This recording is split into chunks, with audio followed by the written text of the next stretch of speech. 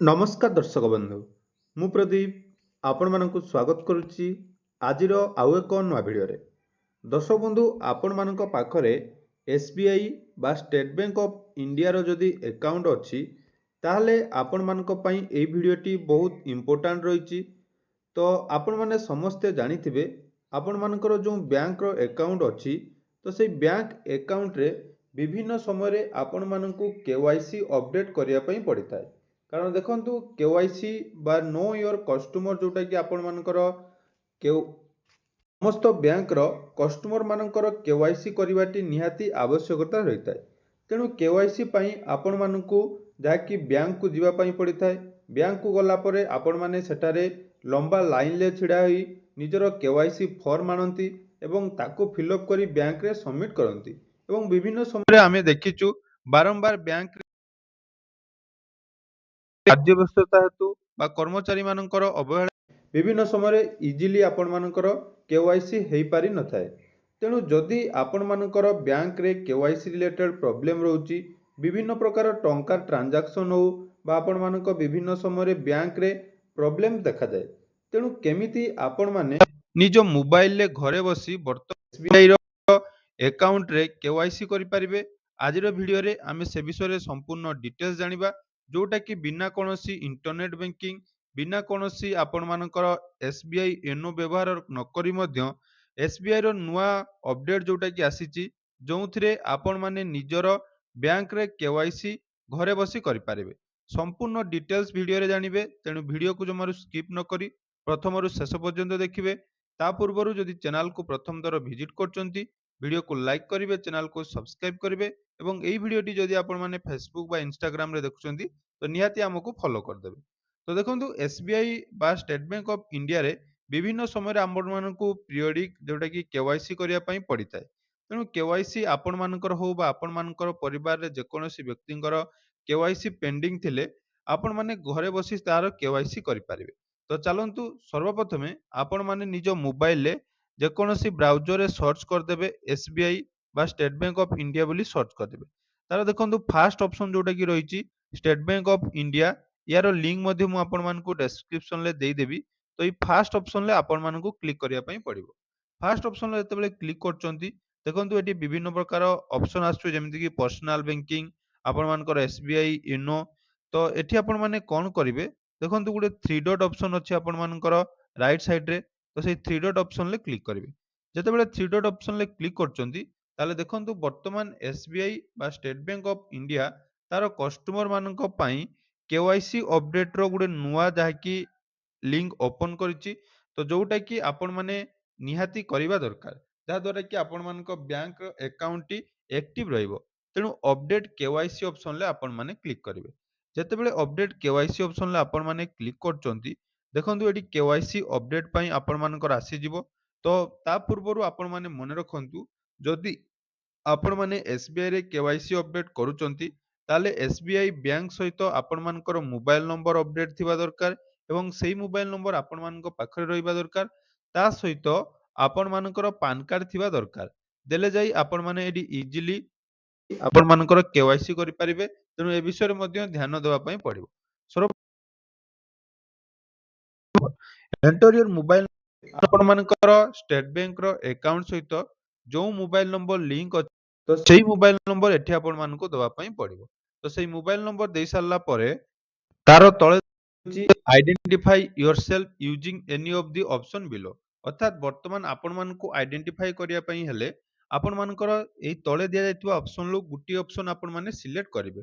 कोन कोन option देखंतु देइछि date of birth रहिछि PAN card रहिछि सीआईएफ नंबर रहिछि अकाउंट नंबर रहिछि। अर्थात आपण मानकर जेकोनोसी गुटिए डाटा एठी देबे मने रखंतु कोउ डाटाटी देबे जोटा कि आपण मानक बैंक पासबुक सहित रहिछि। जेमिति कि बैंक पासबुक रे आपण मानक डेट ऑफ बर्थ जा अछि से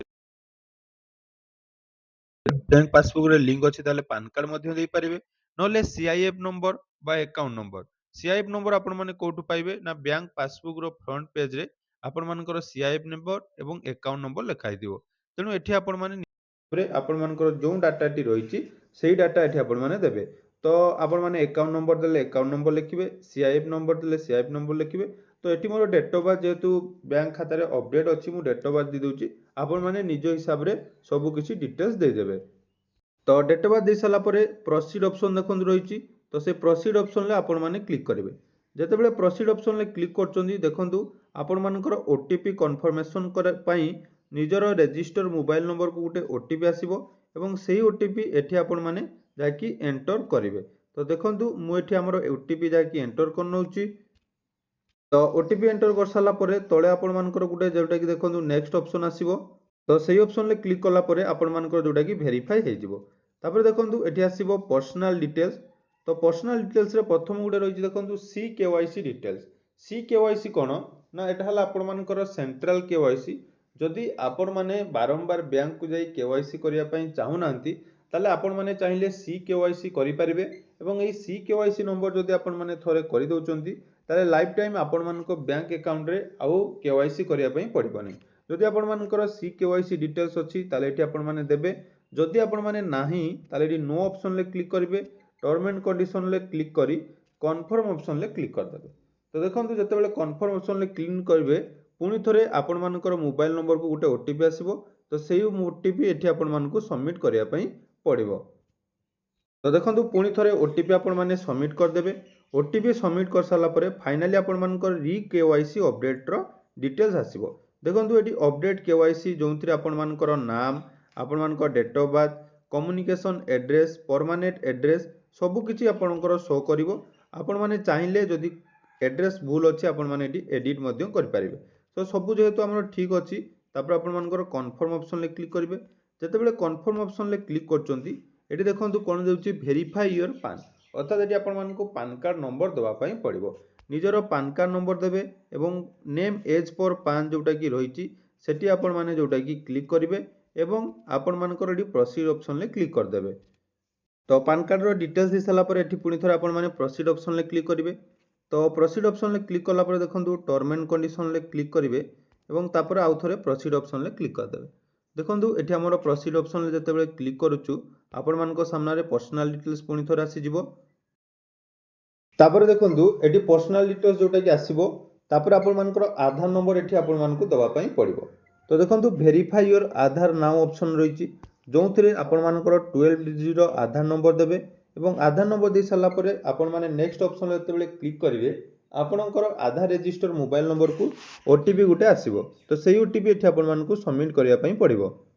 तो आधार नंबर दे नेक्स्ट ऑप्शन ले जतेबेले मु क्लिक कली एठी आपण मानकर टर्म एंड कंडीशन ले आउ थोरे क्लिक करिवे प्रोसीड ऑप्शन ले क्लिक करिवे तापरे आपणकर आधार रजिस्टर मोबाइल नंबर को वर्तमान आउ गुटे ओटीपी जाके आसीबो।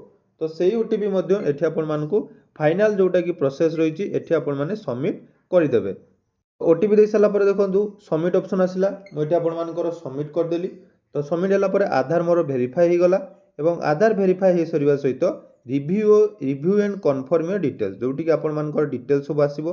आपण माने जदि एठी किछि चेंजेस करिया पई चाहउचंती जेमिति कि आपण मानकर मैरिटल स्टेटस रिलीजन सब किछि आपण माने चाहिले एटा को चेंज करि पारिबे। जदि आपण माने चेंज करिवे तो चेंज करि पारिबे। तो तापर एठी देखंतु रहिची I am not politically exposed I am first option टी क्लिक करिवे। तापर देखंतु आपण माने I authorise SBI to update my KYC and profile details. तो एई ऑप्शन ले क्लिक कला परे नेक्स्ट ऑप्शन ले आपण माने क्लिक कर देबे। ता पूर्वरु आपण मानकर देखंतु एठी जो गुटे रहि गला पर्सनल डिटेल्स एटा को आपण मानकर जदि अपडेट नाही ताले एठी चेंज ऑप्शन ले क्लिक करी आपण मानकर सब किछि डिटेल्स देबे जेमिति कि मैरिटल स्टेटस रिलीजन आपण मानकर कैटेगरी ऑक्युपेशन कोन रहिची सब किछि एठी आपण मानकर जोटा कि एठी आपण माने देई पारिबे। देई साला परे नेक्स्ट आपण मानकर देखंतु SBI to update my KYC तापर नेक्स्ट ऑप्शन ले क्लिक कर देबे। देखंतु नेक्स्ट ऑप्शन ले क्लिक कला परे फाइनली आपण मानकर जोटा कि एठी आपण मानकर केवाईसी अपडेट हे जिवो एवं आपण मानको मोबाइल नंबर को उडे जाकी मेसेज आसीबो जे आपण मानकर केवाईसी अपडेट पई। तो फाइनली देखंतु एही प्रोसेस फॉलो करी वर्तमान आपण माने निजरो एवं निज परिवार रे जहांकर एसबीआई रो अकाउंट अछि निजरो पान कार्ड लिंक करी आपण माने केवाईसी अपडेट करि परिबे। तेनु यह थिला संपूर्ण प्रोसेस। जदि वीडियोटी आपण मानको इन्फॉर्मेटिव लागिछि निहाती चैनल को सब्सक्राइब करिवे एवं एही वीडियोटी बहुत मात्रा रे शेयर करिवे। धन्यवाद।